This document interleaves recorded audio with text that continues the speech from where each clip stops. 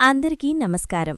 ఈరోజు మన హిందూపురం ప్రాంతానికి సంబంధించిన పలు ముఖ్యమైన సంఘటనలు, ప్రభుత్వ కార్యక్రమాలు, ప్రజా సమస్యలు మరియు అవగాహన కార్యక్రమాల గురించి విశ్లేషణాత్మకంగా తెలుసుకుందాం.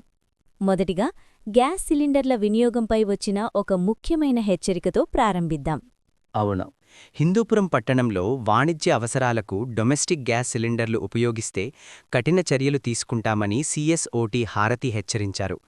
గురువారం ఆమె పట్టణంలోని పలు హోటళ్లను తనిఖీ చేశారు. ఈ సందర్భంగా హోటల్ నిర్వాహకులతో మాట్లాడిన ఆమె, ఎట్టి పరిస్థితుల్లోనూ డొమెస్టిక్ సిలిండర్లను వాణిజ్య అవసరాలకు ఉపయోగించరాదని స్పష్టం చేశారు. ఎందుకంటే గృహ అవసరాల కోసం ఇచ్చే సబ్సిడీ సిలిండర్లు వ్యాపారాల్లో ఉపయోగిస్తే అది చట్టవిరుద్ధమవుతుంది. అదే కాకుండా గ్యాస్ ఏజెన్సీలకు కూడా హెచ్చరిక జారీ చేశారు. సిలిండర్ల పంపిణీలో కృత్రిమ కొరత సృష్టిస్తే చట్టపరమైన చర్యలు తప్పవని చెప్పారు. కొంతమంది యుద్ధ పరిస్థితులను లేదా ఇతర కారణాలను చూపిస్తూ ప్రజలకు ఇబ్బందులు కలిగించే ప్రయత్నం చేస్తే ప్రభుత్వం సహించదని స్పష్టం చేశారు. ఈ తనిఖీల సమయంలో ఆమె వెంట వీఆర్ఓ ప్రభాకర్ కూడా పాల్గొన్నారు. ప్రజలకు అవసరమైన సేవలు అందేలా అధికారులు చర్యలు తీసుకుంటున్నారని తెలిపారు. దళితుల అభ్యున్నతి ప్రభుత్వ లక్ష్యం. ఇప్పుడు మరో ముఖ్యమైన అంశం గురించి మాట్లాడుకుందాం. దళితుల అభివృద్ధి కోసం ప్రభుత్వం పలు కార్యక్రమాలు చేపడుతోందని హిందూపురం మున్సిపల్ చైర్మన్ రమేష్ తెలిపారు. అవును, పట్టణంలో అంబేద్కర్ భవన్ మరియు బాపూజీనగర్ శ్మశానవాటిక ప్రహరీ నిర్మాణానికి ఎస్సీ సబ్ప్లాన్ నిధుల నుంచి సుమారు రూ50 లక్షలు మంజూరయ్యాయి. ఈ పనులను ప్రారంభించేందుకు గురువారం మున్సిపల్ చైర్మన్ రమేష్ బాపూజీనగర్ శ్మశాన వాటికను పరిశీలించారు. అక్కడి పరిస్థితులను పరిశీలించి అభివృద్ధి పనులు త్వరగా పూర్తి చేయాలని అధికారులకు సూచించారు. అంతేకాకుండా ఎస్సీ కాలనీలలో రహదారులు, మురికి కాలువల నిర్మాణం కోసం కూడా చర్యలు తీసుకుంటున్నామని తెలిపారు. ఈ పనులు జరగడంలో ఎమ్మెల్యే బాలకృష్ణ కృషి ఎంతో ఉందని చెప్పారు. ఈ కార్యక్రమంలో టీడీపీ పట్టణ అధ్యక్షుడు వెంకటేష్, కౌన్సిలర్ సతీష్, నాయకులు సుమోసీనా, చక్రీ మరియు మున్సిపల్ సిబ్బంది పాల్గొన్నారు. బ్రేక్ ఫెయిల్, చెరువులోకి దూసుకెళ్లిన లారీ. ఇప్పుడు ఒక ప్రమాద ఘటన గురించి తెలుసుకుందాం.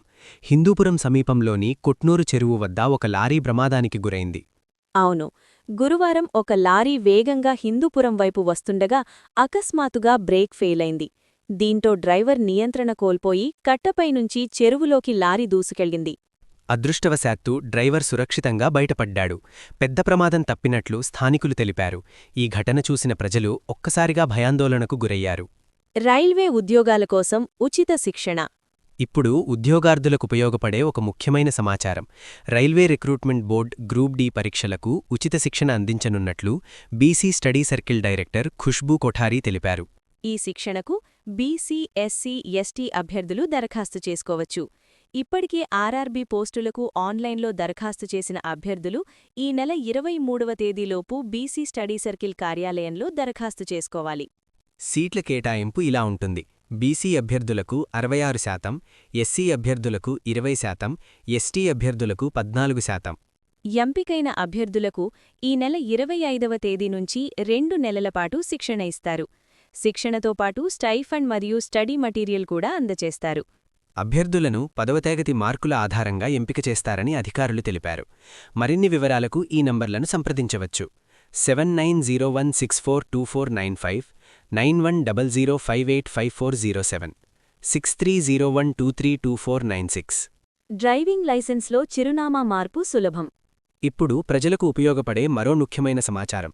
డ్రైవింగ్ లైసెన్స్లో చిరునామా మార్పు ప్రక్రియను రవాణా శాఖ సులభతరం చేసింది.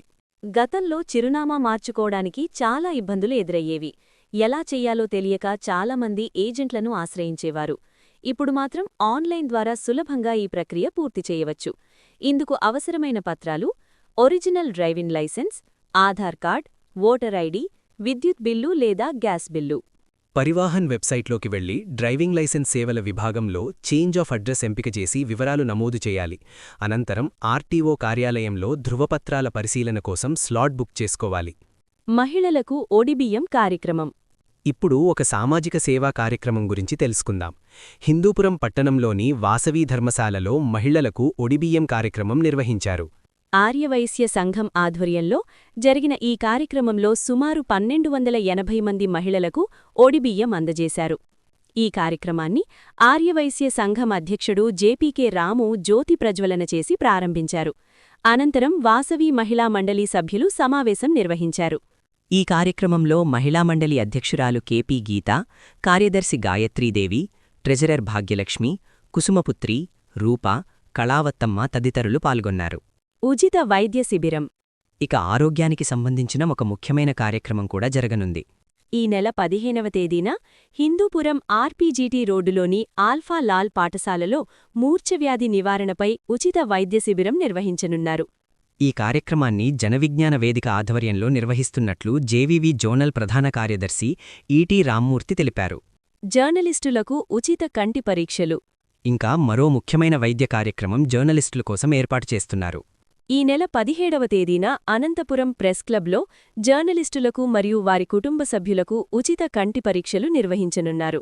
మీనాక్షమ్మ ఫౌండేషన్ ఆధ్వర్యంలో జరిగే ఈ శిబిరంలో అవసరమైన వారికి ఉచిత కంటి అద్దాలు మరియు శస్త్రచికిత్సలు కూడా అందచేస్తారు.